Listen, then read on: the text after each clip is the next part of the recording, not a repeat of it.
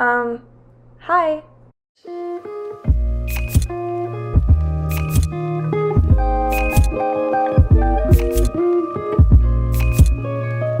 Alright, hello guys, welcome back to my channel. If you're brand new here, my name is Nikki and this is my book nook, and today we are doing the mid-year book freakout tag. I have not done this in years past on my channel. I mean, I always do a monthly wrap up at the end of every month, and I usually kind of wait until the end of the year to do like a full-blown, full year wrap up talking through all my favorites, but I know this trend is really big. I've seen several YouTubers doing it the last week, and I found myself sucked into quite a few of those videos, and after watching them, I was just like, you know what?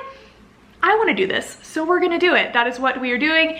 Here today, I have the list of all of the questions, and we are just gonna run through it, talk about the good, the bad, and the ugly, and what is to come in the rest of 2023. So yeah, let's just get into it. So first up is, what is your favorite book that you've read each month so far in 2023? And this is honestly so hard to do because you have so many favorites that kind of end up in the same month together, and it's so hard to narrow it down to just one, but I think I've managed to do it. So first up in January, I mean, the Off Balance series by Lucia Franco pretty much owned the entirety of my January. I binged this entire series straight through without stopping, without any other books in between, which I pretty much never do anymore. It was just so addicting and unputdownable. Like, I was just so sucked in. It was like nothing I've ever read before. It's a story about a gymnast and her coach, very taboo, major age gap. Pretty much every forbidden trope that you can imagine is in this series, so it's not going to be for everyone, but it was for me. That's all I have to say. Do with that what you will. I am obsessed with the series. So for February, my favorite book was Follow the River by C.E. Ricky. This is a part of a duet. I didn't really love the second book very much, but I adored this first book. This is an MM romance between two guys on a college football team together. It's kind of like a dark enemies to lovers, almost like bully romance in a way. These two guys just cannot get along. They're constantly at each other's throats, and it's basically jeopardizing the football team at this point, their season. So the coach ends up sending the two of them to go stay in this cabin in the woods together so they can work out their crap, and oh my God, so good. If you're a fan of forced proximity, you would love this story. It was very spicy, all of that, but just the emotions within this book just hit me right in the heart. I adored both these boys so much. And then for March, I have Does It Hurt by H.D. Carlton. This book just knocked my socks off. It is another enemies to lovers dark romance, but it has some like thriller aspects to it. This woman and this man basically end up shipwrecked together on this kind of like abandoned island with a lighthouse. There's a lot to it, but the two of them are true enemies by the time they shipwreck together, and just like what they go through, everything about it, the girl's dark past, the man in this book, oh my God, I could not put it down. I binged this entire thing in one day. And then for the month of April, this was an easy choice because this book is honestly a new all-time favorite. It is Before We Were Strangers by Renee Carlino. This was just one of those romance books that just makes your heart physically hurt. Like, the relationship between the guy and the girl in this story, it just gave you all that like nostalgia of young love, first love. I just adored it. It was a friends to strangers to lovers story, past and present timelines, dual point of view, set in New York City. It just owns my heart. I have not stopped thinking about this book since I read it. Seriously, so good. And then May was difficult for me because I read several books in May that I just absolutely loved. 5 stars, so good, but I have to go with A Song of Sin and Salvation by L.H. Blake. Honestly, this is my favorite book I've read so far this year. It was just so good. Set in the 80s, kind of inspired by Eddie Munson and Chrissy from Stranger Things. I found this book because the girl who wrote it shares my cover designer. I saw my cover designer post it on Instagram. Immediately DM'd the girl because I'm like, you wrote an 80s romance? I wrote an 80s romance. It's inspired by a Stranger Things character, so is mine. Let's be best friends. Didn't really think much of it going into her book. Like, I figured it was gonna be good, but it just knocked my socks off. This is a guy and a girl that live next door to each other. Girl grew up super just like sheltered, very much in this like religious family that is so strict, and this guy moves in next door and he is like the bad boy, everything she's been told to avoid. But oh, the two of them just meet and have this like undeniable chemistry, and he just shows her like everything she could possibly have in the world. It is so beautiful, so hard to put down. I just adored this book, and I think about it every day. I feel like, honestly, it's just so good. And then in the month of June, I have to go with The Housemaid by Frida McFadden. This is my favorite thriller I have ever read. I binged it in one sitting. I could not put it down. It was so creepy. I've never felt so gaslit. At no point did I ever know what was happening in the story. There was like plot twist upon plot twist upon plot twist. It was just so crazy, so good. Started my obsession with Frida McFadden. So for sure, my favorite in June. Now the next question is, what is the best sequel you've read so far this year? Honestly, I haven't read that many. Like I said, the Off Balance series, every single sequel in that series was just amazing to me, but I do feel like I have to give a shout out to Terms and Conditions by Lauren Asher. If you guys have been watching me for a while, you would know that I read the fine print a couple years back when it first blew up, and I just didn't like it at all. I was in the minority there. I just didn't do it for me. I really had no interest in reading the rest of the series, but it's just blown up. Everybody's talking about it, so I decided to give Terms and Conditions a chance, and I actually really liked it. It was a night and day difference from the fine print for me. It was a workplace romance, marriage of convenience, kind of enemies to lovers.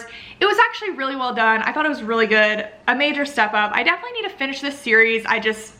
I've been putting it off. I don't know why. So up next is a new release that you haven't read yet, but really want to, and that for me is definitely Practice Makes Perfect by Sarah Adams. I don't know why I haven't read this yet. It honestly was one of my most highly anticipated reads of the entire year. This cover is honestly, I think, the cutest rom-com cover that I own. Maybe the cutest that I've ever seen. It's like so not me, like the pink and flowers. It's like so girly, but it just like makes me want to kick my feet and giggle and just like be a girly girl. It's just so cute. And the guy with the tattoos on his arms, I am just so excited to read this. I really liked the first book in this series, so for sure need to get on this. I'm also super excited to read The 7-Year Slip by Ashley Poston. She wrote The Dead Romantics last year, which was one of my favorite books I read, so definitely need to get on this one. It just recently came out, so for sure on my list. The next question is my most anticipated release for the rest of the year.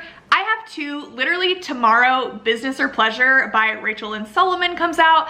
I have been so looking forward to this book. I adore Rachel Lynn Solomon's writing. I have several of her books on my shelf that I still need to read, but the two of hers that I've read so far, I absolutely loved. And this one just sounds so good. It's another like workplace romance situation. Definitely, it sounds like she like cranked up the spice in this one, so super interested to see what comes out of that. But aside from that, I'm also really excited to read Ali Hazelwood's new YA book about chess. It's called Check or Mate, and it's like, I think it's an enemies to lovers story about two chess players. I know nothing about chess, but I was a massive fan of the Queen's Gambit, so as soon as she announced this, I was very intrigued. And as I keep saying, like, I loved Ali Hazelwood's first two books, but I'm just like really excited to see her kind of branch out from like the women in STEM sort of thing. I just want to see what other stuff she can write. So I think this will be a good switch up for her. I'm for sure excited to read it. It comes out in November. Up next is my biggest disappointment so far this year. And honestly, I hate to say it, but I've been really disappointed this year by just about every single one of my really highly anticipated releases. It's just been kind of a rough year in that department, which sucks, but it just happens sometimes. And while we're on the subject of Ali Hazelwood, Love Theoretically just came out this past month, and it was a massive disappointment for me. I just simply didn't like this book. It didn't do anything for me. I felt like it completely lacked the magic that the first two of her books had for me, and just the plot was all over the place. I just didn't get it. I didn't feel it. I was very sad. So a big disappointment, but I think my biggest disappointment had to have been Meet Me at the Lake by Carly Fortune. Every Summer After is one of my favorite books of all time. I adored it. I still think about it all the time. It's definitely my favorite summer romance book I've ever read, so I was so looking forward to this one. It has the most stunning cover. I just, you know, I was hoping for the same kind of vibes, the same sort of feelings that I got reading Every Summer After, and this just completely flopped for me. There were aspects of it, little quotes here and there. I love Carly Fortune's writing. You know, there were parts of it that I did like, but just overall, felt like I was trudging through it, trying to convince myself that I liked it. It was just so slow for me, and again, I just didn't feel like I connected to the characters, the story, nearly as much as her first one, so definitely a disappointment. So the next question is, what was your biggest surprise so far this year? And honestly, I don't know if this is a surprise, but I just did not know how I was gonna feel about this book, because I feel like everybody that talks about it, it's either their favorite book of all time or they just didn't vibe with it. And I had no idea what I was gonna think of it, especially considering the fact that anything fantasy in the last year has just not been able to hold my attention. It's like honestly been hurting my brain. I just don't think I'm wired that way anymore. So I just didn't know, but I ended up absolutely loving it. It was The Invisible Life of Addie LaRue by V.E. Schwab. This book is just a masterpiece. It is so beautiful, so poetic. There's a character in this book that I just love so much. Addie herself, I love. The concept was just so interesting, and I've just found myself like thinking about it time and time again, just like what Addie has gone through. It really has a lot of like life lessons within it, and it was just beautiful. I just love the vibes. It was so good. Definitely a massive fan. Up next is favorite new author, and honestly, I gotta give it to my two new favorite thriller girlies. First of all, Frida McFadden. I just recently started reading her in the last month, and she is amazing. She is the perfect thriller author for me. Like, her style of writing is exactly what I'm looking for when I go into a thriller. She just like, it's so like gripping. It's so psychologically thrilling. You never know what it's gonna be. There's just always a massive plot twist. I just cannot get enough of her books. I've read, I think, 4 of them in a row as of recently. So I honestly plan to read like as much of her backlog as I can throughout the rest of 2023. She is just amazing. I also have to give a shout out to Geneva Rose. I also discovered her in the last month or two. I've really been on a thriller thing recently. Romance has not been doing it for me the last few months. That's a whole nother story, but Geneva Rose also. She only has 3 thrillers, and I read all of them back to back in 1 month, and I need more because she's just so good. She's so good. Same thing, always a plot twist, never really know what it's gonna end up being, but her just writing is so good. Like, her characters are so interesting. All of her concepts are very different, but all equally gripping. I just really love her, and I love her on TikTok. If you do not follow her on there, please do. She is so entertaining. Up next is newest favorite fictional crush / character, and I think I'm gonna have to go with Luke Taylor in The Summer We Fell by Elizabeth O'Rourke. I absolutely loved this book, and the guy in this book was just everything. Like, he's everything you could ever hope and dream for. He's a surfer. This story is a boyfriend's best friend romance. So good. Seriously, read it before summer is up. He's everything. I want him all to myself. I have to go with him. Up next is a book that made you cry. I struggle with crying. I don't do it often. There are very few books, I feel like I can count them on for sure less than 2 hands, that have ever made me cry. It takes a lot, but there was one book this year that I read that made my eyes get a little moist. I'm sorry for those of you that do not like that word, but my good friend's new book that is coming out at the end of July, Love You From Afar by Morgan Page. Morgan is a very good friend of mine. We are like writing buddies. We keep each other accountable. We literally talk every single day. So I knew she was writing this book. I was, hearing about all the ins and outs of it as she was writing it, but I actually got the opportunity to read it very early on, and she completely caught me off guard. There was a bit of a twist in this book that I just didn't see coming, and it just stabbed me right in the heart, and like liquid just like spurted out of my eyes. That was a really graphic way to say that. I don't know why I went there, but yeah, I was like, holy crap, Morgan, why are you like making me feel all the feels? It was so good. Hi, I realized while I was editing, I literally told you nothing about what this book was about. It is a fiance's brother situation. The two of them are stuck on a road trip together.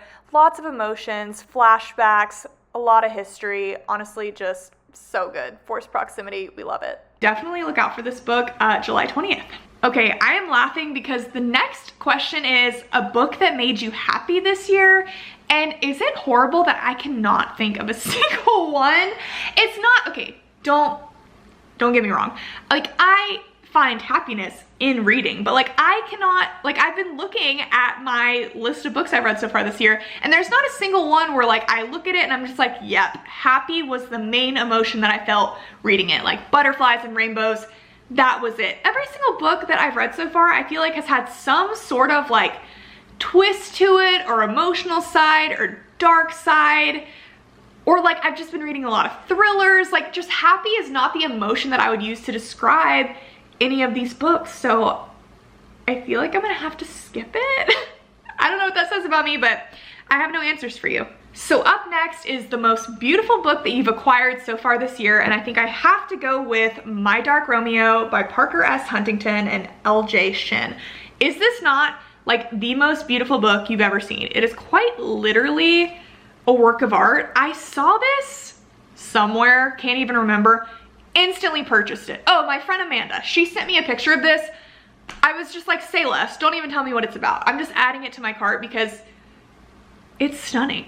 Like, it belongs in a museum. Haven't read it yet, don't know what it's about. Don't even know if I'll like it, but I just know that I love looking at it, so that's all that matters. Up next is your favorite book to TV show / movie adaptation. And of course, I'm gonna have to mention Daisy Jones and the Six by Taylor Jenkins Reid. Honestly, I can make a whole video about this and probably should. This is one of my absolute favorite books of all time. I've read it multiple times. It just means the world to me, and I have been waiting for years, it feels like. I think a full 2 years for this to be turned into a TV show. I was watching the production of it from very early on. The second the casting was announced, I was just screaming, so excited for it, just so ready to see this story come to life. It's about this band that was the biggest band in the 70s. It's sort of told like documentary style. You see the band, like how they formed, came together, grew to fame, and how they ultimately broke apart. This show was done, like, so well done. The casting was perfection. I have listened to the album 1,000 times through. I cried so hard whenever the show came out. There was a very particular scene that I was waiting for. A couple of episodes in, it happened, and I just was a mess. I'm just in love with this story and getting to see it come to life, and come to life so well and so in the way that I pictured it.